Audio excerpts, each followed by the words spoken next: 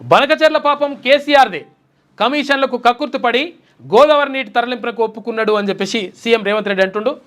AP ప్రాజెక్టులకు పెద్దన్నగా ఉంటానన్నాడు. నీళ్ల విషయంలో అన్యాయం జరిగితే హరీష్ కేసీఆర్ను ఉరిదీయాలి. తెలంగాణ నీటి ప్రయోజనాలకు గత ప్రభుత్వం ఏమీ చేయలే. కృష్ణా బేసిన్లో ఒక్క ప్రాజెక్టును పూర్తి చేయలే. చంద్రబాబు కేంద్రంలో పలుకుబడి ఉందనుకోకు.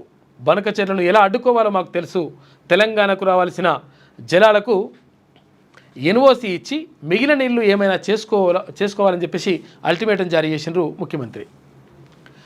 బనకచెర్ల పాపం ముమ్మాటికి మాజీ సీఎం కేసీఆర్దేనని, కమిషన్లో కక్కుర్తుపడి రాయలసీమను గోదావరి జలాలు తరలింపునకు ఒప్పుకున్నాడని సీఎం రేవంత్ రెడ్డి అన్నారు. అయితే తెలంగాణ ప్రాజెక్టుల విషయంలో ఏదైనా జరిగితే హరీష్ కేసీఆర్ను ఉరి తీయాలని ఫైర్ అయ్యారు. తెలంగాణ నీటి ప్రయోజనాలను గత ప్రభుత్వం కాపాడలేదని, కృష్ణా బేసిన్లో ఒక్క ప్రాజెక్టును కూడా పూర్తి చేయలేదని విమర్శించారు. అయితే గోదావరిలో 3000 టీఎంసీల మిగులు జలాలున్నాయన్న కేసీఆర్ మాటలు నమ్మి చంద్రబాబు బనకచెర్ల కడుతున్నారని, కానీ బనకచెర్లను ఎలా అడ్డుకోవాలో తమకు తెలుసని పేర్కొన్నారు.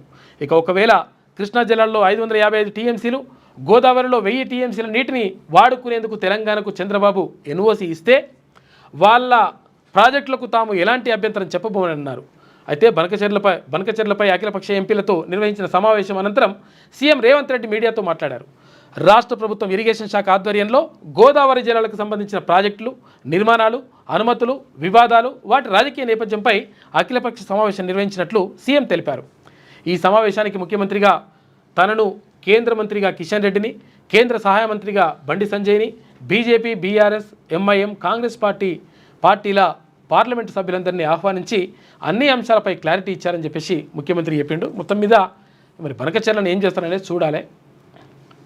ఇక బనకచెర్లపై నిర్వహించిన అఖిలపక్ష సమావేశంలో మాట్లాడుతున్న సీఎం రేవంత్ రెడ్డి పక్కన మంత్రి ఉత్తమ్ కుమార్ రెడ్డి, ఎంపీలు అసదుద్దీన్ ఓవైసీ, డీకే అరుణ, వద్దిరాజు రవి, ఇక రఘునందన్ రావు, రేణుకా చౌదరి, రఘువీర్, ఇటు బలరాం నాయక్, రఘురామ్ రెడ్డి, అనిల్ కుమార్, సురేష్ షెట్కర్ తదితరులు అని చెప్పేసి అన్ని పార్టీలకు సంబంధించినటువంటి ఎంపీలను పిలిచి నిన్న మాట్లాడినారు.